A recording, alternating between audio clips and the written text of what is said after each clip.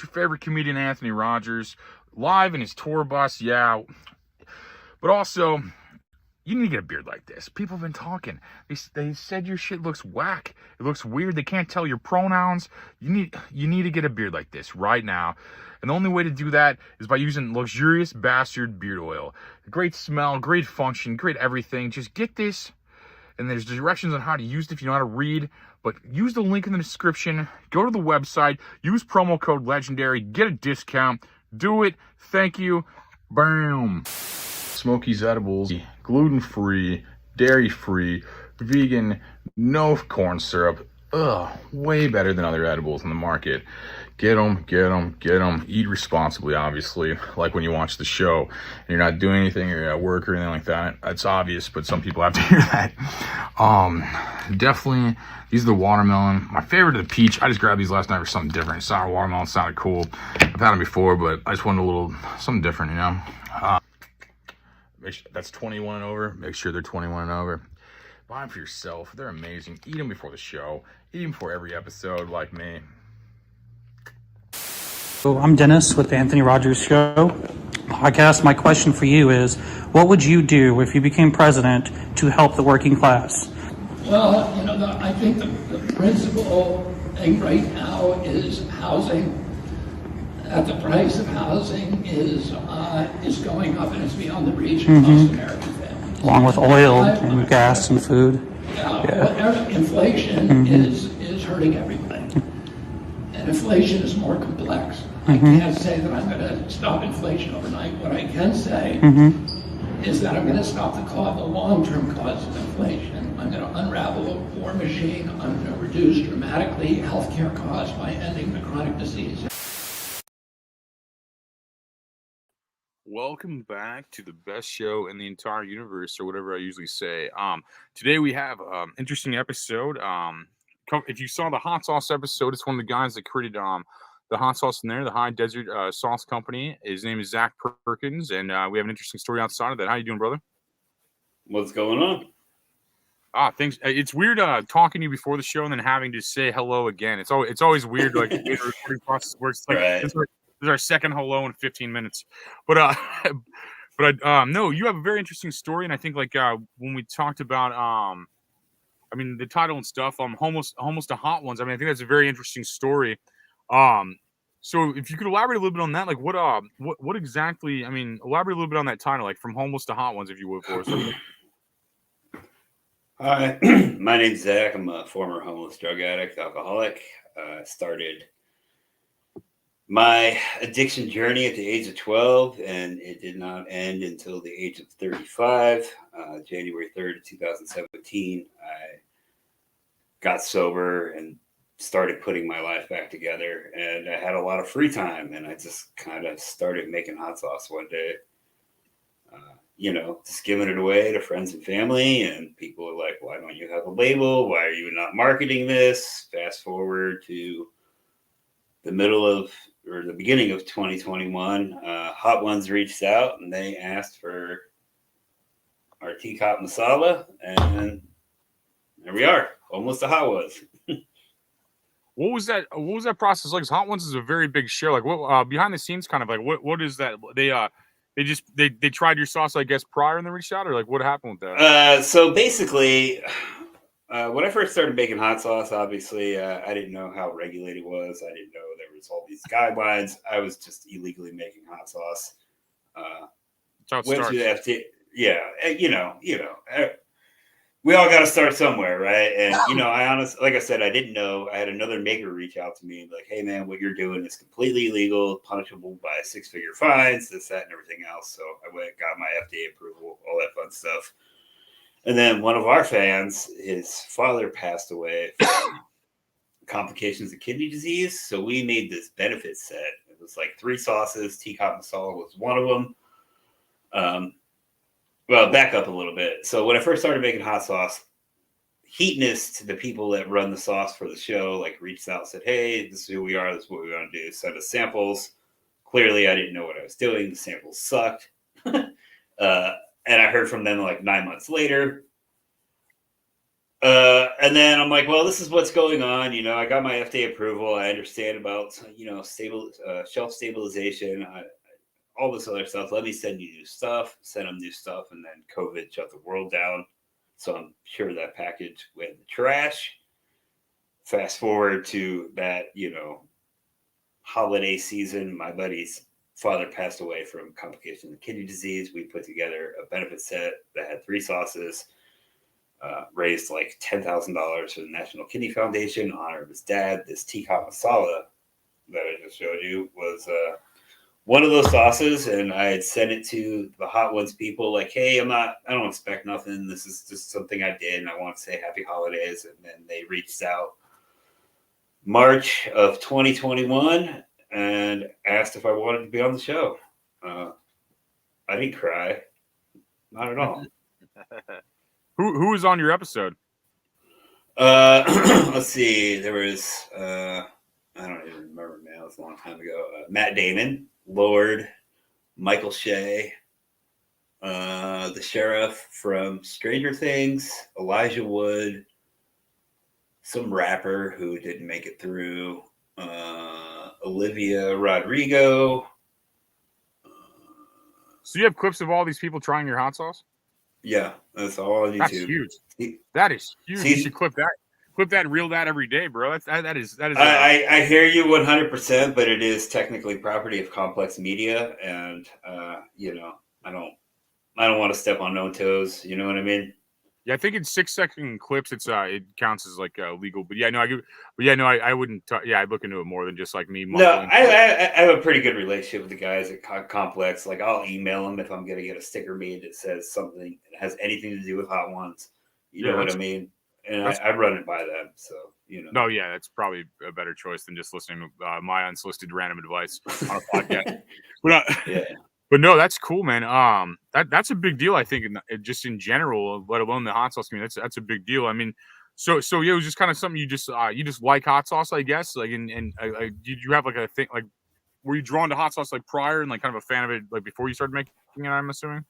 No, man, I've always made like a spicy barbecue sauce, and I would get this habanero extract from this place locally. Then they they quit making it. They discontinued it. Jesus, I can't talk today. Sorry, it's late for me. I've been up since 2:30. They discontinued it, and I was originally trying to mimic that, and it just turned into hot sauce. A common theme in the spicy community is a lot of us are former drug addicts, simply because enough capsaicin will unlock endorphins, and you will get high, and it's kind of nice. So that's I've just been into a hot sauce game since like 2017. No, that's awesome, man. That's a crazy story. Like, I think that should inspire like kind of anybody to follow like whatever path they're on. I guess you didn't know this was your path, and this kind of happened for you. I mean, you did the work, I guess, but I mean. Well, I mean, I put a lot of work into it, but at the time, I didn't realize that hot sauce saved my life. I'll just say it. Hot sauce saved my life. I've been in and out of every program you can imagine: detox, rehab, groups, cognitive behavioral thinking therapy. Like, none of that was able to keep me sober. Hot sauce, however, has kept me sober since January 3rd of 2017. I legit just celebrated 7 years.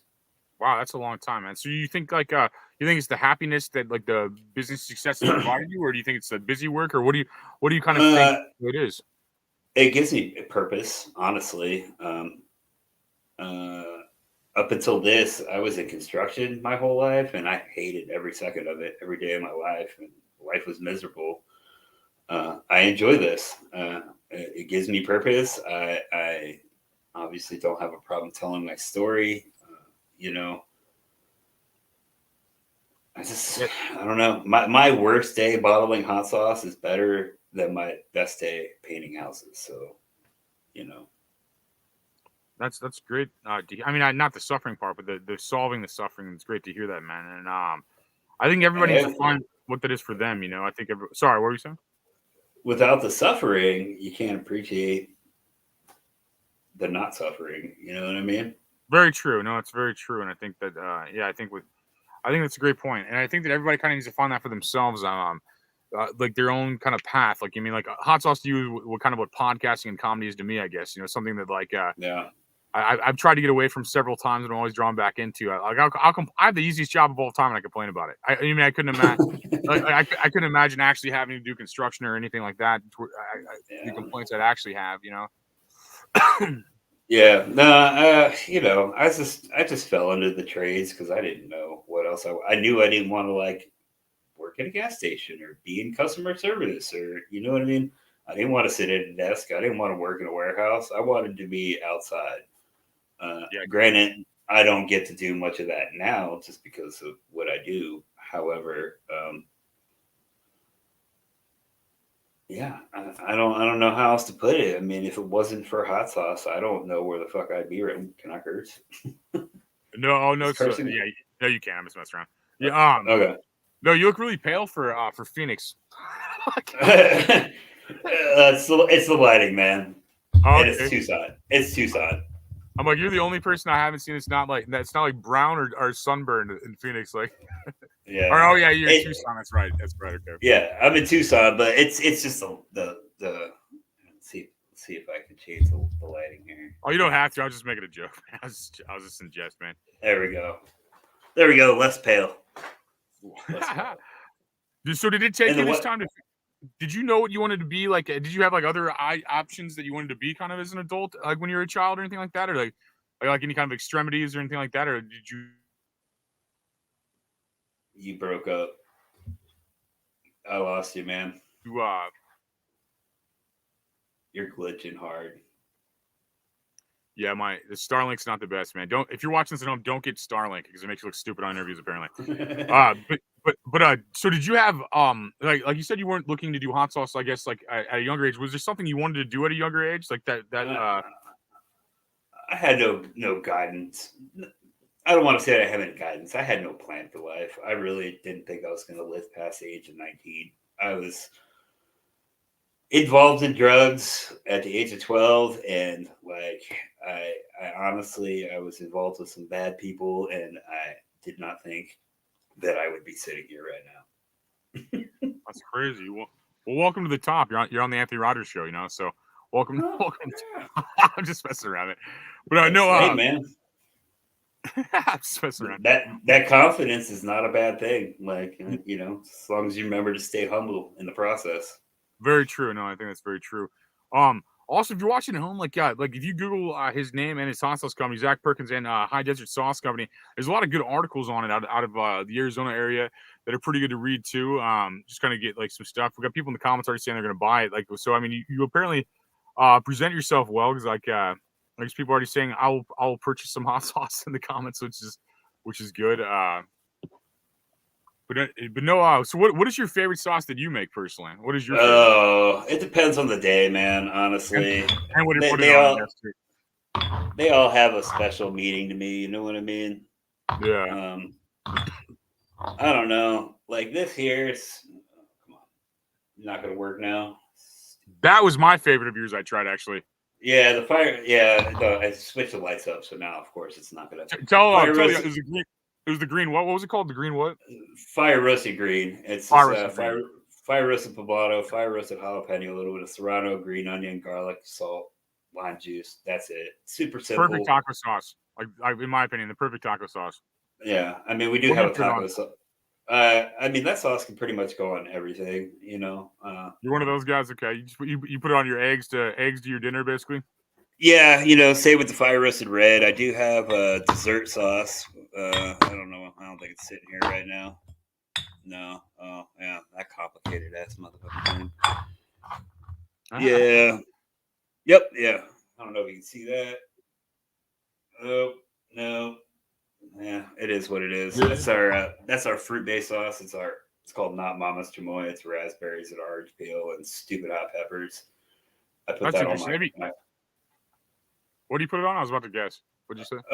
Well, take a guess. I put it on like toast with butter, man. Honestly, that's what made me think immediately. It was like usually just like a jam replacement immediately when I heard that. Yeah, I put it on oatmeal. Cheesecake, ice cream, stuff like that. But it also goes good on like pulled pork. You know what I mean? Dude, yeah, cheesecake and ice cream are way better. That'd be awesome on that.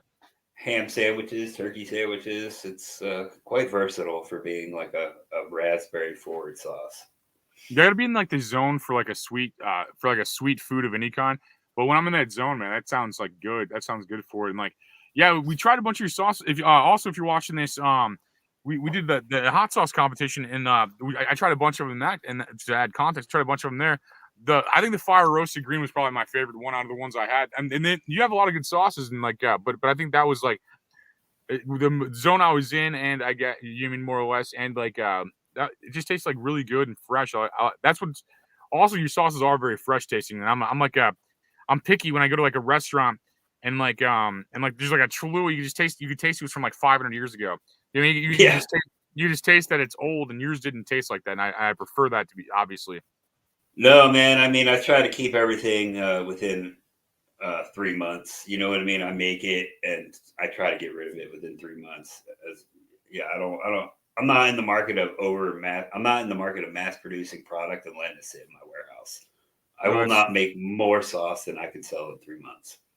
No, that's smart. And I'm kind of picky in that regard. The older I get, like when I was younger, I could just put Frank's red hot sauce on something and be like, whatever. But now I just taste how old the vinegar is and everything, and it's just like, I didn't used to be able to taste that, you know. And I feel like maybe I don't know if it's like linking up with a bunch of you guys that make your own sauces, or if I just got older, or both, or I tried the real thing, you know, and like it ruined my life, you know. Now I can't have these other. I can't even have Tabasco. Tabasco is disgusting to me.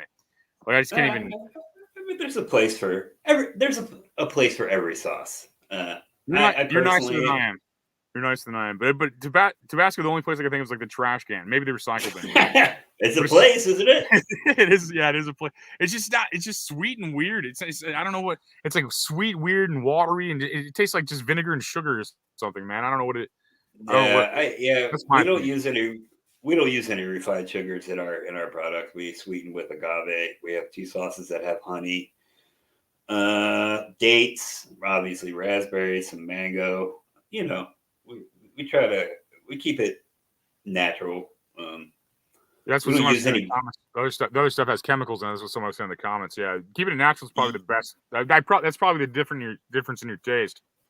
Yeah, we keep it all natural. The only preservatives that exist in any of our products are in our canned tomatoes. They have some citric acid. There's no getting away from that. And I had to go canned tomatoes because fresh vegetables, the water activity in fresh veggies fluctuates between summertime and wintertime. So in the summertime, they have more water, which thins your sauce out. And in the wintertime, there's less water and it makes your sauce thicker. So to obtain like consistency, I had to go canned tomatoes, unfortunately. But you know, it is what it is. No, that makes sense. Like, yeah. But that's crazy. So do you have a favorite sauce outside of your sauce? Like what kind of sauces do you mess with as like a sauce maker? That's always kind of opinions I want to hear. I don't buy sauce, bro. No, there's some makers. There's Big Reds out of Phoenix, Charman out of Ojai, California.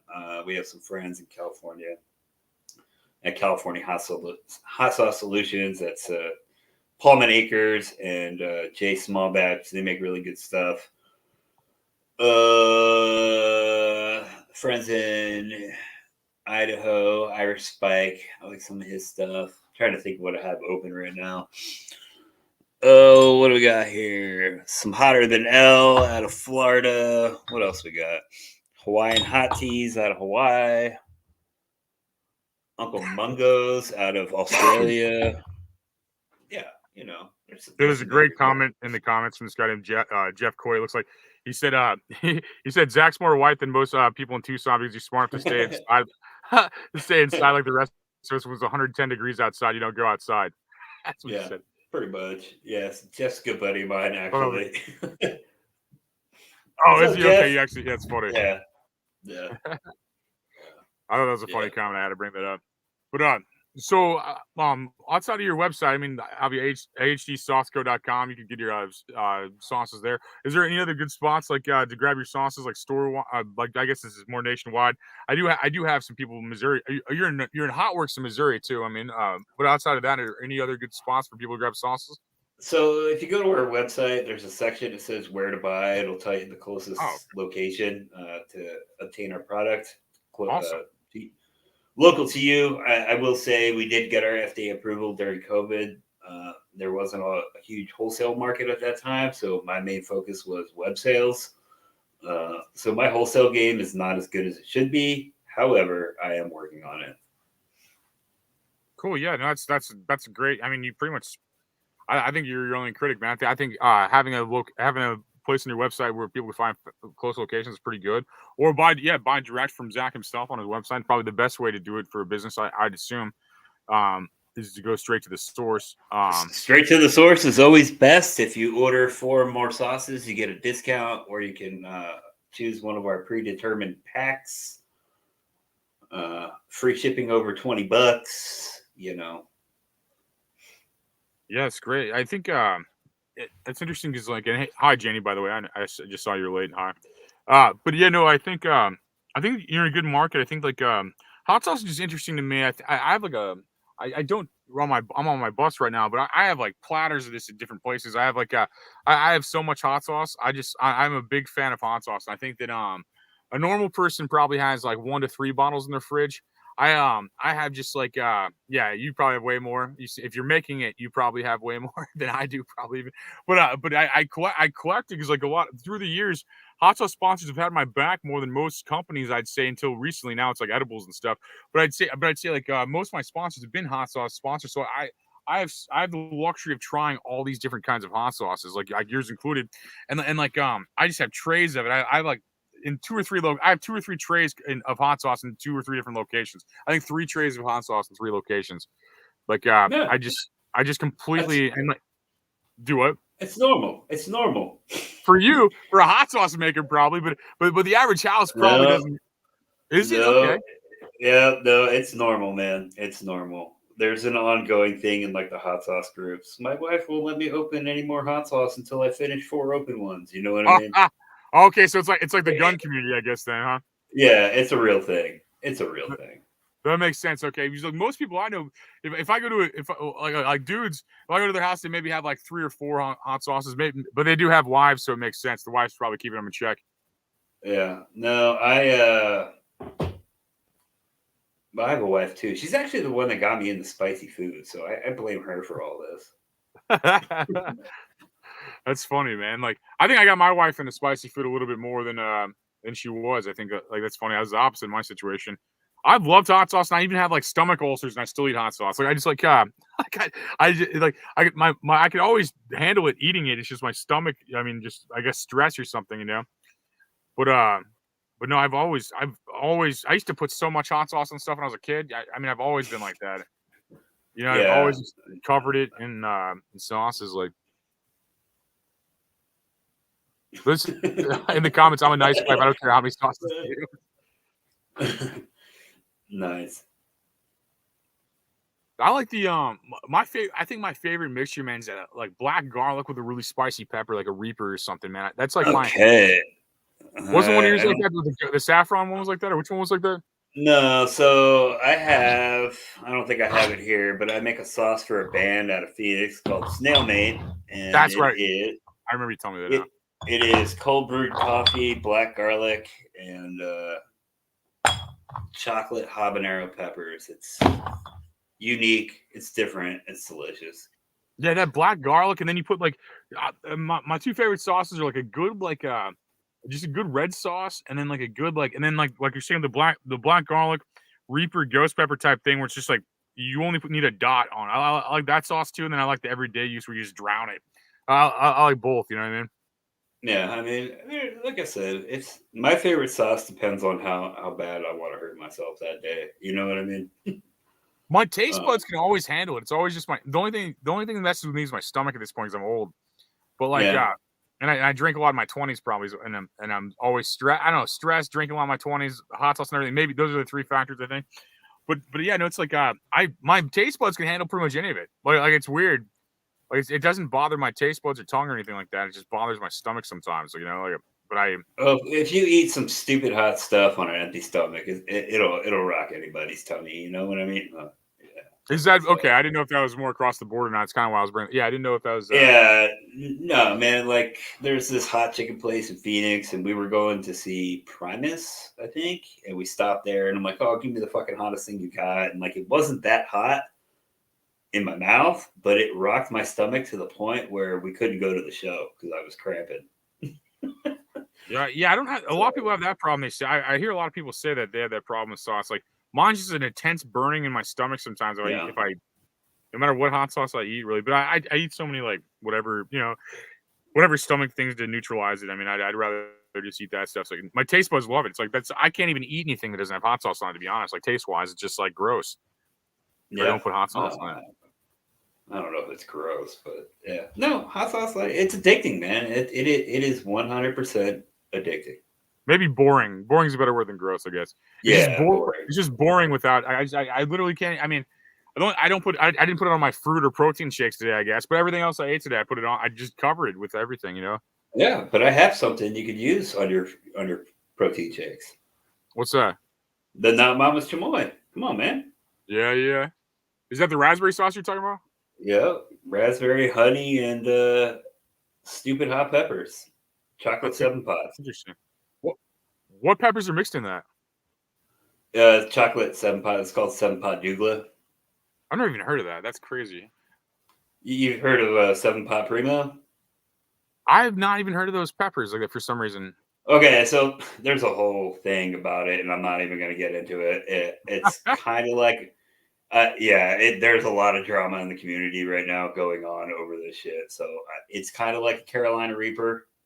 It's just a more stable pepper. It's called a 7 pot primo, and it is what they call a chocolate version of that, which means it's a brown pot. That's interesting. There's so many more peppers than I thought as a kid. Like, I mean, I didn't even know, like, I'm like from the suburbs, so I didn't even realize there were fresh jalapeno. I didn't even understand any of that. I remember having pickled jalapenos when I was a kid. I was like 3 years old eating that. Like, I remember eating that stuff as a kid on my nachos and stuff, and like everyone's like, "Oh no, you don't eat that." And like I remember just like enjoying it from like 3 years old on. I remember that's the first time I ever had a pepper was a pickled jalapeno. I remember that I was like 3, but when I found out in my like early teens or early childhood that there were fresh jalapenos, that changed my life. I was like, it just never even occurred to me. I was just like always fed from from that kind of thing. It never even occurred to me until it did. And I'm like, man, fresh peppers, there's nothing like that, man. There's nothing like a fresh pepper, man. Like, yeah, I don't eat a lot of fresh pods, man, just because they destroy my stomach. But they do. That's probably why my stomach lining's probably gone. But well, no, it's proven that these hot stuff doesn't. What am I trying to say? Hot stuff does not actually give you ulcers, but if you have ulcers, it's not something you should eat. You know what I mean? Yeah, it's its defense mechanism. We're probably not supposed to like it. Like, it's like it's a little pepper that was bred to inflict pain, to warn you that, hey, this is gonna hurt. Yeah, and like it's funny that we actually do like it. It's like if we liked eating like cactus or something, it's the equivalent of that, like the spikes on the cactus, But I do love the taste. It really, I mean, hot sauce to me is like salt or something. It just brings out the taste in other things. Also, I feel like Right. on like tacos. It's like I don't know. It's like I agree. Flavor enhancer and a little bit of heat. it really is. It definitely enhances the flavor too. So back in the darker times and stuff, what's the craziest shit you saw homeless? Like the craziest shit that I've seen homeless. So I used to hang out this apartment complex in Phoenix where they found a burning body in the dumpster. The little neighborhood dope man got shot in the back with a 12 gauge. It's normal stuff. That's crazy. So you saw a body in the dumpster? I didn't see it, but you leaving, there were police activity. They had it roped off, and it later came out that they found the body in the dumpster. Yeah, yeah, like Burned yeah, on fire, like on fire. man, that's crazy. That is crazy. That definitely lived up to the hype of the craziest thing you saw homeless. You know, I wasn't expecting that. I definitely lived up to the hype. You know. Yeah, But like I said, I didn't actually see what was going on, but I was trying to go do my thing, and they're like, "You can't go this way." for people watching that might be in your situation or might one day, like what was your transition period out of being homeless? Like what was that like? I've never really asked anybody that. Transition. So one day I decided I woke up. Well, I don't even know how far back to go in the story. So my partner and I have known each other for 25 years now, something like that. And life happens. We parted ways when she was like young, like years and years ago, and just lived our lives. And somehow we like reconnected. As I was at the end of my tweaker journey, and we were talking, and I had gone to rehab, and I left rehab, and fuck this, I'm just gonna go kill myself with drugs. And she drove from Tucson to Phoenix and picked my ass up, and that was that. Like, quit doing drugs, still drank for like a year and a half, put her through hell. How I'm still sitting here, I have no clue, but I am very grateful that she never officially kicked me to the curb. So Someone had a yeah, question in the comments too. Like, were you ever involved in gangs on the street? no, not at all.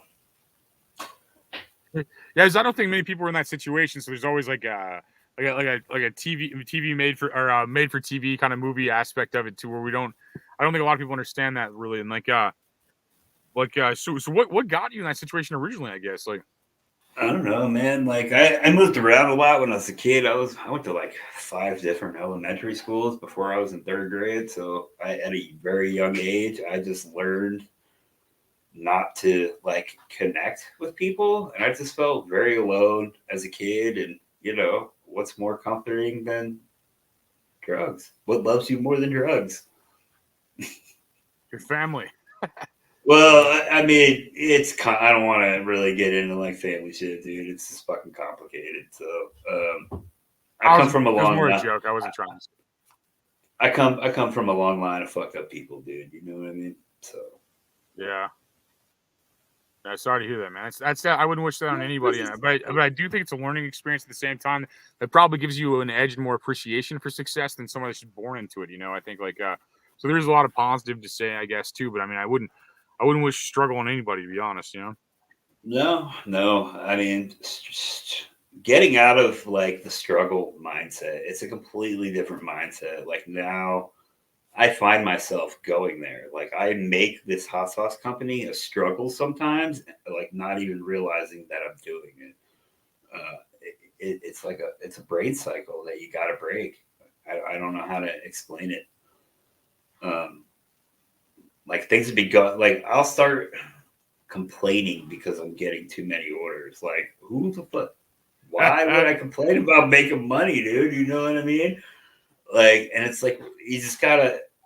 I gotta catch myself, or like I'll hate life for a little while. I'll hate hot sauce for a little while. I'll get to a point where I'm like, "Fuck this, I quit." You know what I mean? I never do because I don't know. The only thing I ever quit is doing drugs. We have a lot in common. Like I feel like I'm the kind of guy. I'm like, man, this gold crown doesn't. I don't want my gold crown or my perfect life. No, I had the easiest job in the world, and all my dreams have come true daily, and I still complain constantly. But it's just like I literally have like everything I've ever wanted happens all the time, and I still complain about it. Yeah, I mean, it's got to change that mindset, man. Find that gratitude. Remember the reason why you do what you do. Think about what you could be doing instead of doing this. You could be standing behind a counter at Circle K dealing with some of the worst fucking people on the planet, And that doesn't bother me as much as there's just no money in it. Like if it paid like $200 an hour, I'd gladly do that job. It's just like it just doesn't make any money. So I'm just like I couldn't even imagine like I see a lot of people just like, man, I really just want to make $20 an hour. And I'm like, what? Like, it's like I can't. I mean, God bless them. I mean, I'm not trying to knock people. I'm just saying I'm just not that way. I couldn't show up for anything like that. I'd rather be poor than make $20 an hour. I'm that stubborn, you know, which I think is still poor. I think that's still poor, but I'm saying I'd rather be broke than make $20 an hour. Is what I'm saying. I'm the same way. I do not make a good employee.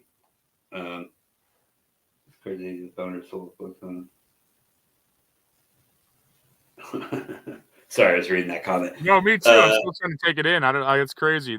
What's Solo Flex? I don't know. Is it a band? I don't know. Sounds like a band. I don't know. Yeah. The founder of Solo Flex, son, and his dad are in Panama.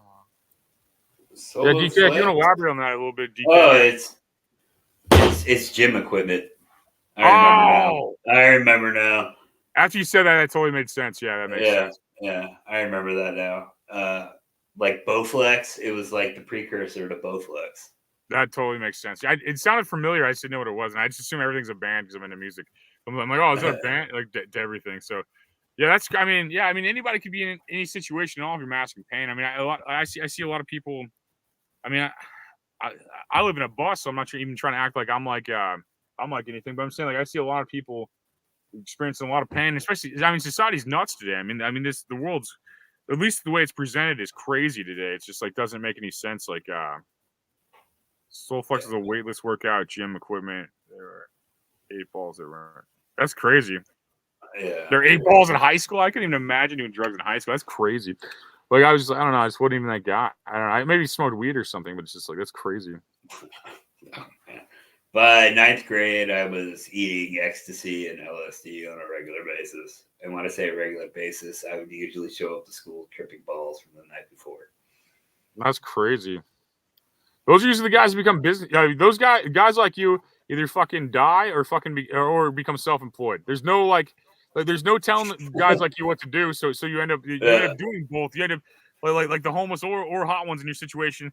I mean, those are the 2 tiers of that kind of person. You can't really tell a guy what to do that's like you. You know, I feel like.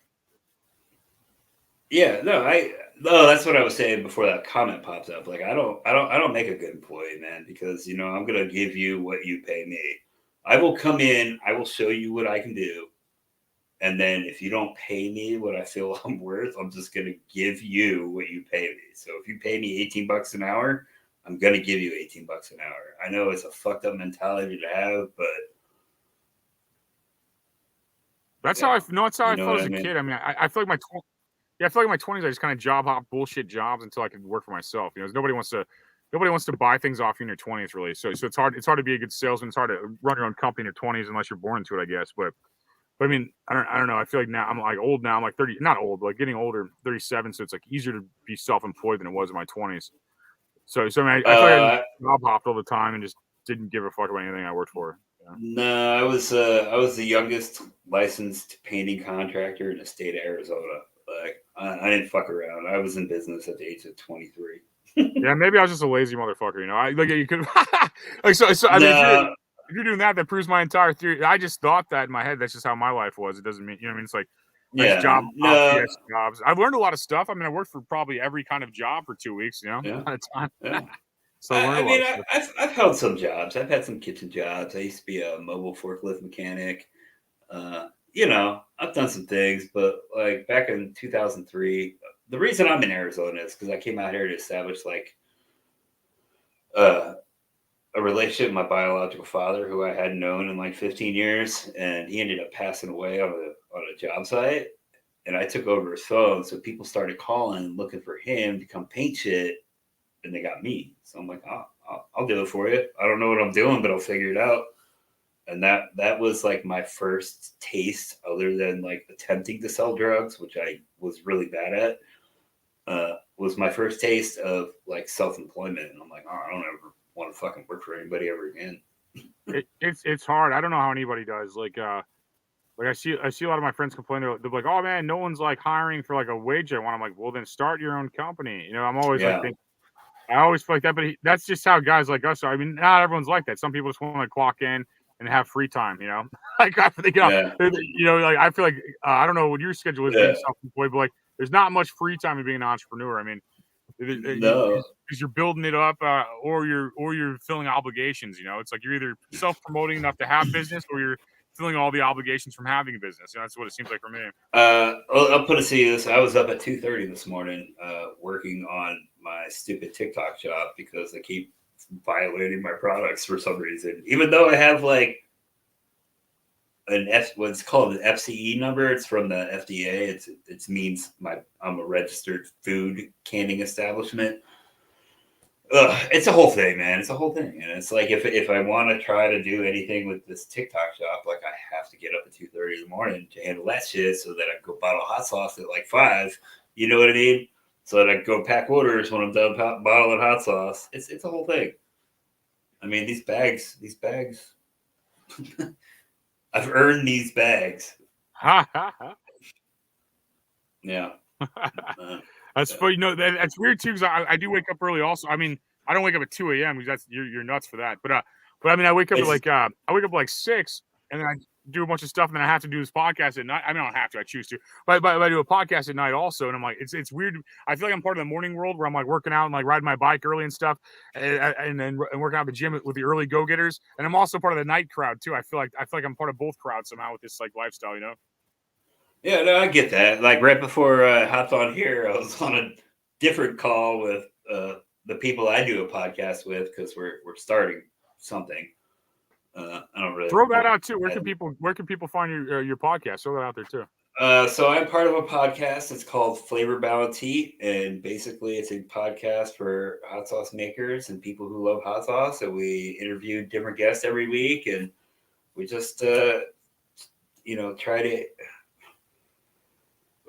This podcast was started because there are a lot of illegal hot sauce makers out there. A lot of them because they're naive and they don't know any better, like myself. I didn't know how regulated acidified foods were when I first started doing this. So, and then there are others that, the government's not going to tell me what to do, blah, blah, blah. But hot sauce is more regulated than alcohol because improperly bottled, it can kill somebody. Botulism is a real fucking thing. Like, and I'm not saying that to scare anybody. It just is what it is. So my buddy and I started this podcast to help bring awareness to the proper way of going through the proper channels of getting legal. And so that's what that podcast is about. Working out people find that. Flavor Balance Heat, YouTube, anywhere where you can listen to a podcast, we're there. That's a great name for a show. That's a really great name, and like it's cool. It's cool premise. I think hot sauce. Or sorry, what were you saying? I feel like you had something to say. I was gonna say that's his brainchild, man. I'm just along for the ride, But I appreciate the honesty on that too. It's like, yeah, no, but I think it's a great name and I think great concept. I think hot sauce is just kind of interesting. It's an interesting kind of thing right now, and I think it's like it's one of those niche and mainstream things somehow. Because it feels like a niche industry, but everybody uses it, so it's like weird that it's both almost, you know? Right. Yeah. Yeah. I mean, like Walmart now is picking up like smaller brand hot sauces. You can find smaller brand hot sauces at grocery stores. Like, I mean, I'm working on getting on the shelves of Sprouts. You know what I mean? No, that's awesome, man. I wish you continue success and all that. That's cool. Right. And like, it's funny we even know mutual people too, because I was like, I was on that. I was on the Hotworks did like a brief podcast. We got a couple comedians on there, and I think I was the first guy on there, and our first comic on there. And like, it's funny that Robert also. That was a really small world to me when I realized that. So it seems like to me, hot sauce seems a lot like the beard oil community too, to which is like it's like a small group of people, but then a lot of people buy it and use it, which is like interesting. It seems like just like another, like as far as like a businessman, it almost seems, it seems kind of niche, but as far as like a consumer, it seems like huge. So it's like weird to me, but then you guys all know each other, I guess, which is weird to me too. So the spicy community is like a $5 billion a year industry, and it's got like a 4.7% growth rate. Like it's a huge industry. Massive. But it feels niche though, doesn't it? Doesn't it feel like smaller than it is? The craft side of it, like what I do and like what Robert deals with, yes, it is 100% like small niche. Everybody knows everybody, or everybody knows of everybody. Yeah, it feels like that, but it's not. That's what's weird about it, because like because like most communities that make billions of dollars don't feel as small as the hot sauce community feels, but feeling's not real. I mean, it's definitely huge. You know what I mean? It's like I mean, it's definitely a huge like kind of like network and community of people, and like and yeah, that's I mean that's just, and you can also find high desert sauce like in Hot Works if you're in Cape Girardeau or St. Charles. If you're watching this, a lot of people from Missouri watched it. But no, that's tell me saw on this podcast, so Robert knows people watch this. But I'm just joking. I'm just joking. No, I've not actually met Robert personally. I will meet him at the Fiery Food Show come March. So where's that at? Albuquerque. Oh, okay. I've never been to New Mexico. One of the few states I haven't been to. That's interesting. It's like a sister city to Tucson. Yeah, I actually have an email. Yeah. Anyway. That's interesting. It's been a while since. What do you say, brother? I was gonna say it's been a while since this person that emailed me ordered. They were asking about a sauce that I discontinued like years ago. Oh yeah, which sauce was it? And it was called Wine Drunk Pear. It was made with local white wine and pears. It was delicious, but being sober, I don't want to fuck with alcohol, so I just discontinued it. Do you still smoke weed, or do you? No, cigarettes and caffeine, man. Okay, interesting. No, I was just curious on that. So, you said you've been sober since 2017. Correct. That's a long time, man. That's crazy. Yeah. And like part of me, I have such mixed feelings on sobriety. Like I quit smoking and a bunch of other things, but I feel like I have such mixed feelings where I feel like when I quit chain smoking weed, I'm like man, I'm at the ground floor. You know, but also but also it also feels like an accomplishment. So it's like kind of a double-edged sword. Where, like, I mean, it's like, man, I'm not as lazy and stupid as I was. But I mean, I'm at the ground floor. It's like when somebody loses like a bunch of pounds and they're no longer obese. I'm like, good job, but that's just the ground floor. You know, it's like but I have mixed feelings. Like I said, I have mixed feelings because it also is an accomplishment. Losing weight and being sober is also an accomplishment, but also I feel like it's still the ground floor whenever you get done, which I don't, it conflicts in my head constantly about it being an accomplishment. I don't know why, because I'm like kind of an ambitious, overachieving asshole. Yeah, because it's not just that, man. Like, for instance, if you get sober, that's just a small part of what actually has to take place in order for you to stay sober. Like, I constantly have to like be aware of myself and how I'm talking to people and the tone of my voice and my actions and my intentions. It's a lot of work to change your behaviors to not resort back to numbing yourself with drugs and or alcohol or food or sex or sugar or whatever your addiction is, man. You know what I mean? No, I definitely do. And then I feel like a guy like me that says he chain smoked weed is kind of sounds soft compared to like other people's problems. But I mean, it's still psychologically was that. I mean, I'm not even against weed or any alcohol or anything like that. I'm just against the lack of moderation that a guy like me has. You know, we're like like if I could just smoke a joint every once in a while or something, that'd be different than me chain smoking all day.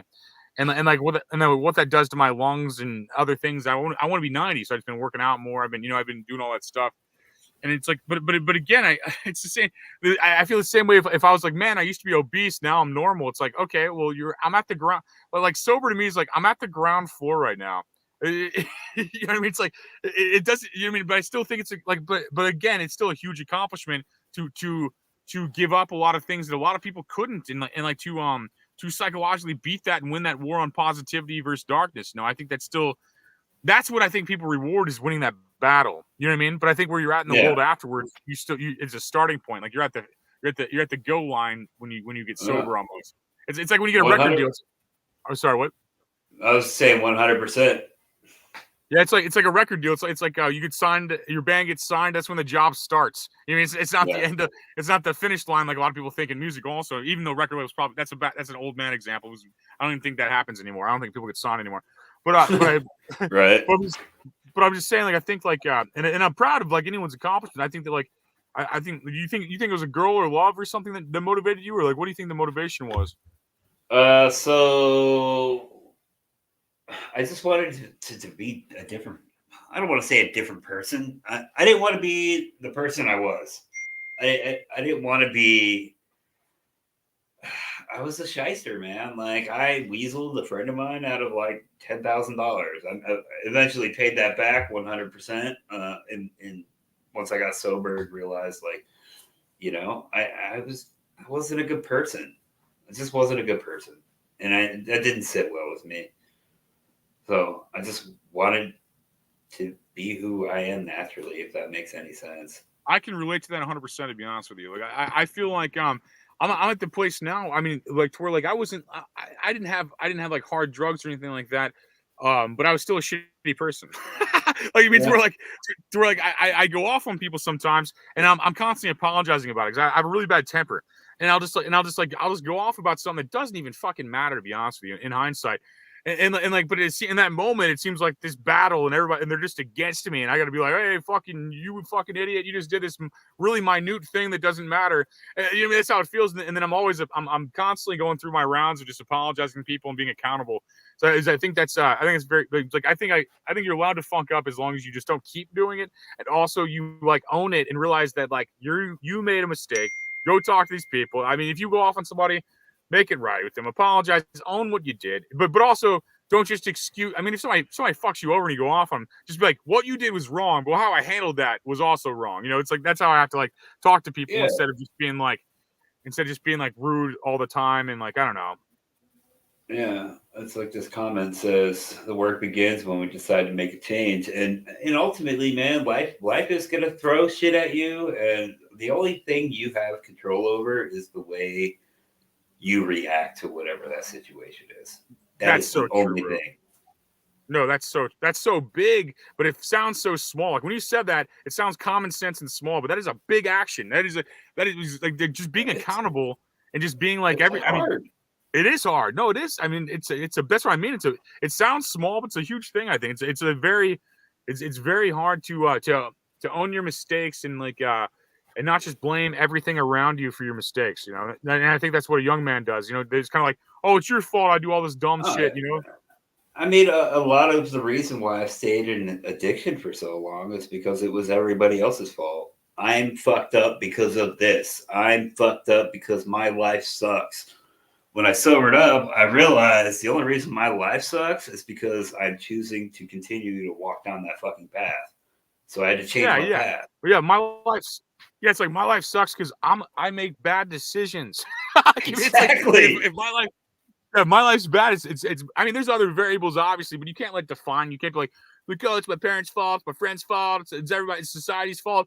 I mean, like during that like COVID time, everybody just like locked themselves in their house and stuff, and like to each their own, whatever. But I feel like that I was like, man, this is a good time to pass everybody up. You know, I'm like, if nobody's working towards their goals, this is an easy time to pass everybody up, and that's the kind of mindset I have.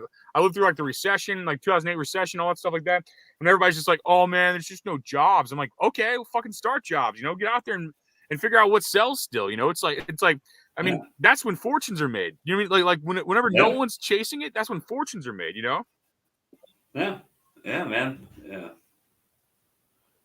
that's the way I got to view the world. Like, yes, we're all prisoners of our mind, and God wants us. I mean, that's. Our perception probably limits us more than anything. That's a great point, DK. Like self-doubt is my worst enemy. I doubt myself all the fucking time, dude. I don't want to sound like a conceited person because I'm not. I'm very humble, but we have a pretty hardcore fan base. High Desert is like the people fucking love us, man. And I will go to the kitchen, I will make a sauce that I know people love, and I'm like, is this even any that? Is it really that good? You know what I mean? I doubt myself all the fucking time. It's a real smart thing. People do. No, smart people doubt themselves. Yeah, like only a real dumb asshole like thinks they're right all the time. You know, it's like you have to be a real dumbass to just think you're always right and your way is so. You know, what I mean, it's like, and I think it's just a bunch of perceptions like put together. You know, I mean, I think it's like billions of perceptions like put together that create this like general consensus and perception of the world. You know, it's like it's just how we perceive it and how everybody perceives it, and like that's the difference between delusion and success is other people taking part in your delusion. You know, that's the only difference. Like, you know, it's like if without sponsors and without you as a guest and without people watching this would be delusional. This would be a guy like talking to his MacBook Pro. You know what I mean? It's the same thing as like hot sauce, man. If people don't love your hot sauce, it's just fucking delusional. You know, you have to you have to go out there and like, you know, and like, I mean, that's a good point too. DK saying like, we are our worst critics. I mean, and I think that's Yeah. true. I think I could criticize myself more than I criticize anybody ever, you know? Yeah. Yeah. Well, I mean, if I don't critique myself and I don't put pressure on myself, ain't nobody else gonna force me to be better at what I do. Yeah, Does that because make sense? you know, it does. Because at the end of the day, I don't really care. I care to know where people come from, but I don't care enough for them to influence my actions. It's all yeah, it's all self motivation. We are very similar people. I feel like, and I don't know if that's just if that just sounds like the more you talk, the more I get to know you, the more it seems like I have in common. Because I feel a lot of the ways you're saying, you know. Yeah. Okay. Just from chatting with you for a little bit, I'm going to make some assumptions, and I could be wrong, but I'm going to say you probably have an addictive personality. You're probably a little OCD. You're probably a little bit of a perfectionist, just a little bit. Oh, definitely. But I make it It's look like I'm not. I look lazier than I am. You know, it's like, and like when I quit chain smoking weed, now I just work out 4 hours a day. You know, what I mean? So it's like I just changed the obsession. You know, and like I Yeah. just changed the addictive things. I didn't want to be drinking beer. I didn't want to be masking it in a bar. I didn't want to be like changing it to another chemical. So I was just like, man, I've just been I rode my bike 19 miles the last 5 days. Granted, it's an e-bike, but I'm still pedaling. You know, also it's an assisted e-bike. But I'm saying like I went 20 miles the last 5 days, which to me, my fat ass probably didn't do that in his entire life combined. You know, Yeah. and Yeah. like Well, and then I mean, that's what the whole like program of Alcoholics Anonymous, sorry, recovery program. I'll say I'll not name anything due to animosity. You know what I mean? Uh, the whole recovery program is taking your addiction, whatever you're addicted to, and replacing it with that. You know what I mean? definitely. I personally do not jive with the program. I don't knock the program. I know a lot of amazing people that got sober because of the program. I just chose a different program. I chose hot sauce.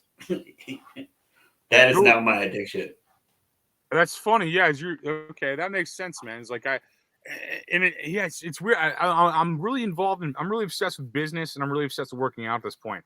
Like I'm starting like I started like who cares? Who cares about exact business things? But I'm saying like I like the average person's not gonna give a fuck about what I'm saying about that. But I am like I'm obsessed with working, and I'm obsessed with working out. I ride my bike about 2 miles to and 2 miles from a gym, and then I do cardio when I'm there. I do another like mile or two when I'm there, lifting stuff, and I'm just like, I mean, I work out 2 to 4 hours a day, like, and I don't even realize it. It's not even like I'm trying to. I'm doing a bunch of stuff, going between machines and going between tracks and the pool and like whatever else. And then I look at the clock. I'm like, man, I went from like 11 o'clock to like 3 o'clock. I'm like, man, my wife's like hit me up like she's a teacher. She's like, hey, I'm almost out of school. And I'm like, I'm almost out of work. And I'm like, oh, okay. Well, I didn't realize it was already that time. You know, it's like just weird because I work nights mostly, so it's like during the day I just been doing that. And like I have such a clear head, man. I feel like I'll live longer. My heart is getting stronger. I feel it. It's just like I've been meaning to do this forever, but I just did it 4 weeks ago. You know what I mean? I've been meaning to quit Yeah. smoking weed every day. I'm like, I'm gonna quit smoking weed soon. I'm gonna quit doing this soon. You know, because like I knew I was outgrowing it. I knew I couldn't be 16 forever. You know, it's just like I get it, and I still enjoy it. I mean, I got a Smokies edibles hats. They make the best edibles. I mean, I still enjoy it, but time and place. I can't just do it every day. I can't do it like you know. What I mean, I could do it on the weekends or something. I could do it to relax if I want to. I just haven't yet because I have again, like you said, such an addictive personality that we both probably have. Like to where like we need to focus on like guys like us, and if you're watching and you're like this, like you need to obsess about things that are healthy. If you're gonna be obsess about things that are healthy and not gonna pollute your lungs and body, you know. That's where I was at. It was the amount of weed I'm smoking, not that I was smoking weed. Like I go through like a half pound in 2 weeks, you know what I mean? And I'm just like, and I smoked with other people, don't get me wrong. But I mean, what does that do to my lungs? You know what I mean? Like I'm still coughing up phlegm a month later, you know? Yeah. Yeah. Okay. So I only buy 1 pack of cigarettes a day or 1 pack of cigarettes at a time, I'll say. And they're always like, just one? I'm like, yeah, man. Like, because every day is my quit day. Like, you know what I mean? Like, I want to wake up one morning and just not smoke cigarettes. Cigarettes weren't hard for me, but weed was. That's the weird thing. It's like everybody, like I feel like it's the opposite for a lot of people. I think, well, you probably smoke more than me too, though. You probably smoke more cigarettes than me. You smoke all day. Well, my whole thing is it's like that and caffeine are like my last crutch. You know what I mean? So Yeah.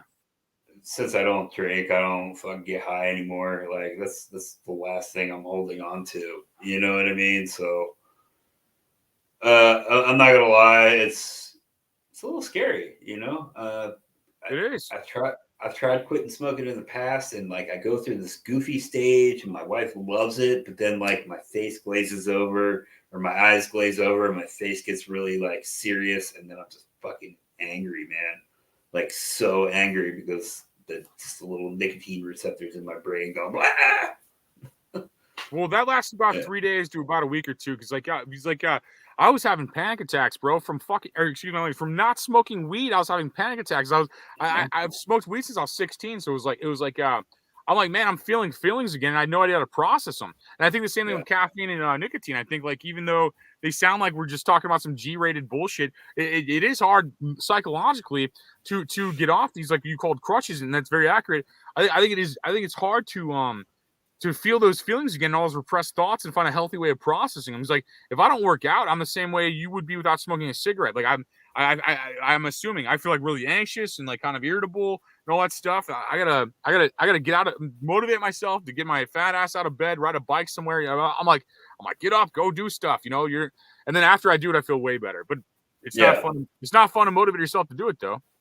If I don't make hot sauce for like a while, I'll start getting like that, like, and not even realize it. I'll just be in a bad mood and I won't know why. And then like I'll make a batch of sauce and I'm like, No, that makes sense. And Dance with Squirrels is a good point too. Like the mental element Yeah. is often more difficult. It's like saying goodbye to an old friend, and it is, because like I love smoking weed more than anything, probably, to be honest. I'm not anything, but more than most things, you know.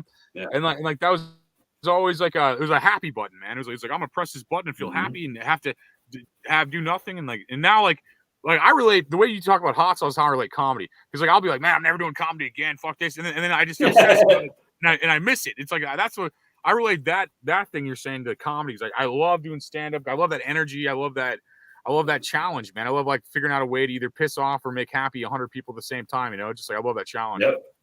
Or piss off 50 and make the other 50 happy.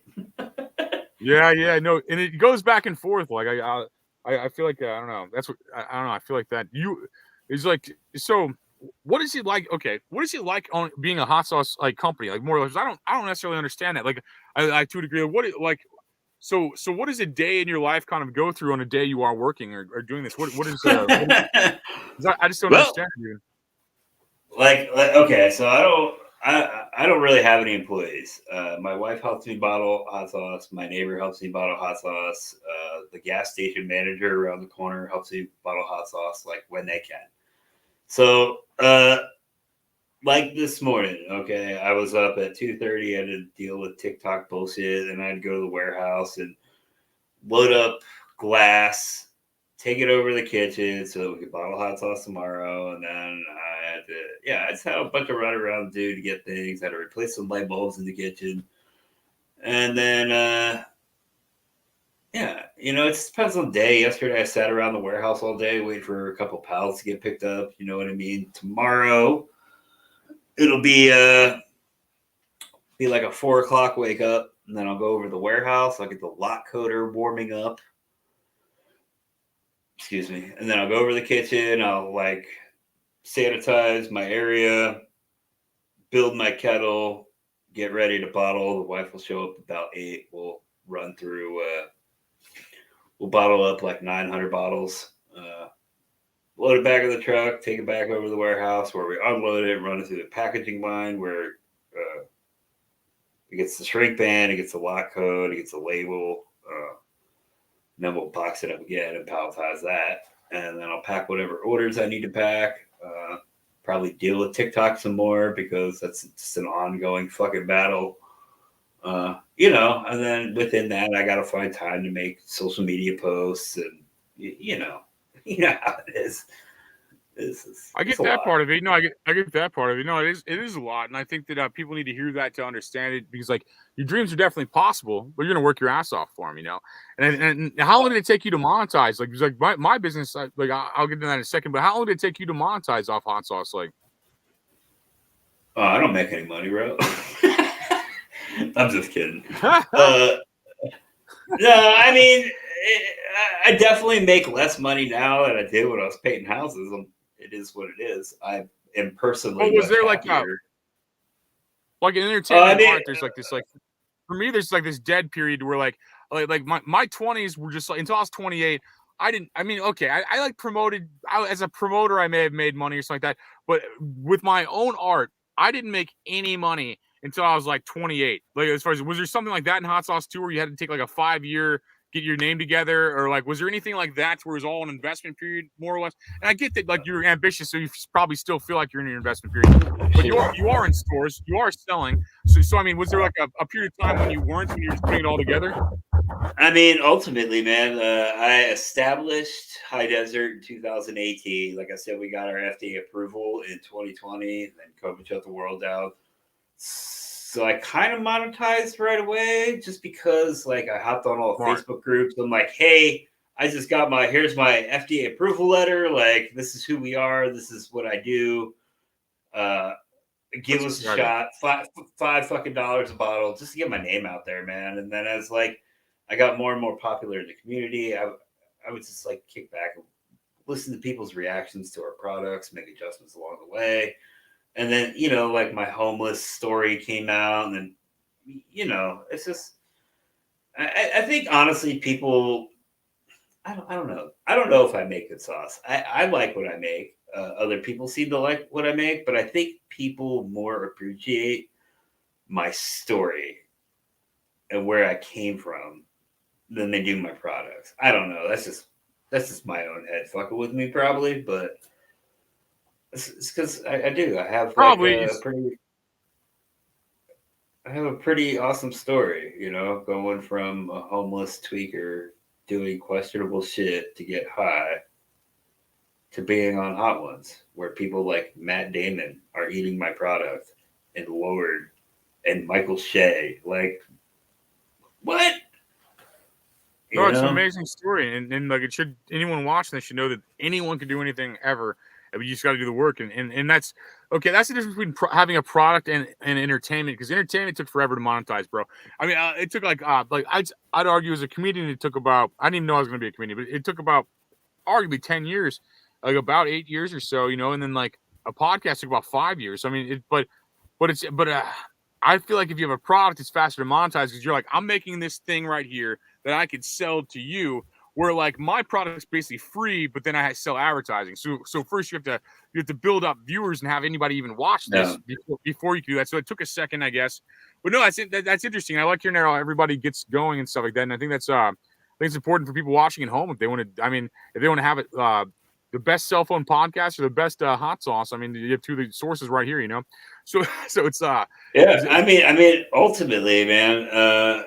I don't remember what I was going to say. So we got our FDA approval, and then like less than a year later, I was on Hot Ones, and then there was an issue with our Hot Ones order.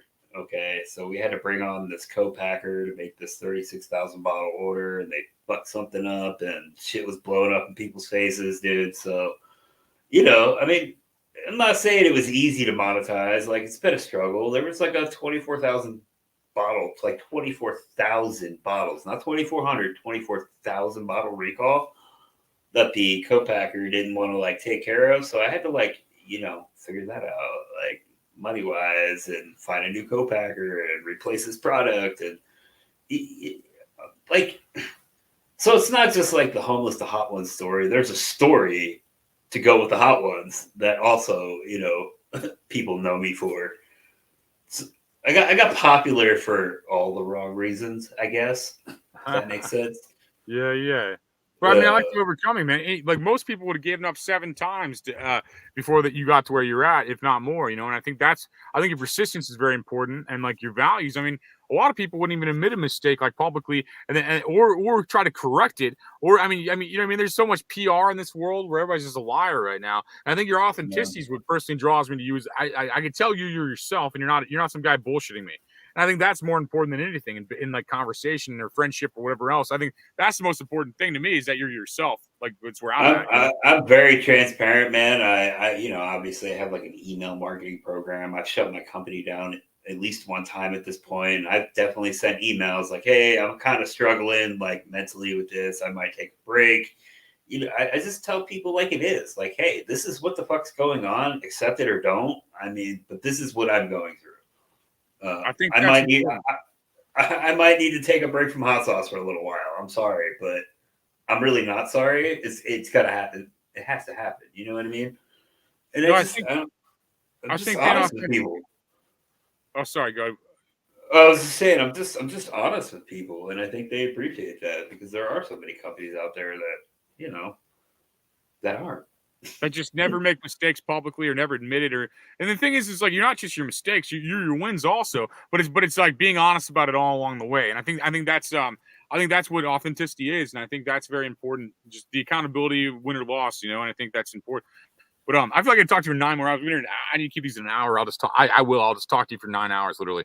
I do have to get up pretty early, so I can't stay too late. Well, your website's hdsauceco.com. Is there anything else you want to throw out here that you want people to look up or know about you before we get out here? I mean, no. I do the same thing. I'll be on people's podcasts. They're like, throw out all these links. I'm like, we already did throughout the entire episode. And like they could literally just Google your name. Your hot sauce company's right there. The hot sauce name, hdsauce.co if you're listening on audio. I'll probably put a link in the description if you listen to this later also. But if not, it's on the screen right now for people watching live. Definitely try this hot sauce. My favorite's probably, like they said, the fire green roast. I think we said that 5 times, but just to reiterate, I think that's my favorite one. But I mean, don't limit that in your experience. Try all of them. And and see shit. What do we have like 15 flavors, man. I think I sent you 4, so fair. Yeah, I've only had 4 so far. That is fair. I do like the ghost of saffron, the saffron one too. That was a good one. But I mean, they're all good. It's just like my particular taste buds and like what I liked in an exact moment. And I think like, I mean, and that was a Saturday. So I'm sure on Tuesday I have different taste buds than a Saturday. Yeah, So it's like I also curated that package based on information that was given to me. Like I was told you enjoyed like mango habaneros, and I'm like mango habanero sauces. I'm like, okay, so it kind of sounds like he likes the sweeter side of things. So that's why I sent what I sent. Had I known differently, I would have curated the package a little different. I'm sure. Well, we definitely know each other better now, but I definitely will probably end up trying more. I mean, I think like I think you got a good thing going, and like also he's in stores. So if you want to support stores in your local area, you want to support him directly from his website, do that. I'm gonna get out here. I'll end up talking this man's ear off, and he'll not be able to wake up in the morning because I'll just keep this going. And the viewers won't either. So the viewers. I will get up regardless. If that means not going to sleep, I will do what I gotta do. Well, I imagine that's your pattern from your youth, right? Like, no, I will make it happen regardless. So. No, definitely. I feel the same way. But if you're watching home, thank you very much. If you're listening later, thank you very much. Share this episode to every single person you know. And I think they need to hear this. And if you're at the end of the episode now, start it over. Watch from the beginning. Thank you very much again. Zach, I appreciate you. And thank you all for watching at home. Bye. Later.